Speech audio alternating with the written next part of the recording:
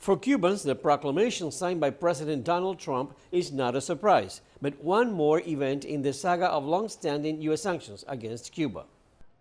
The U.S. proclamation fully restricts and limits the entry of nationals from 12 African and Middle East nations, and partially restricts nationals from another 7 countries, including Cuba.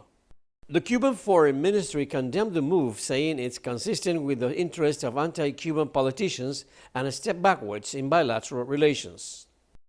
Cubans Marisol Hidalgo and David Arjona said they had hoped to visit their only child in the U.S., apply on a non-immigrant visa, but the proclamation ended those plans.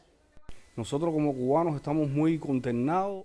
We Cubans are very dismayed and hurt after this new measure was announced by President Trump. We had plans to see our son in the U.S., and now we can't due to these tough measures.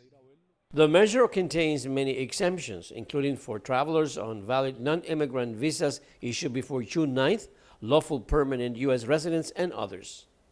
The partial restrictions not only impose a barrier to family visits, but also to Cuban tourists, business people, and students. The proclamation directly affects Cuban intellectuals who've been welcomed in the past by many of America's top universities. Yo he sido profesor invitado. I've been guest professor to more than 4 U.S. universities, including Queens College, Johns Hopkins, and Harvard, but now traveling there is practically impossible because these new restrictions hinder academic exchange. It's a new obstacle we have to overcome.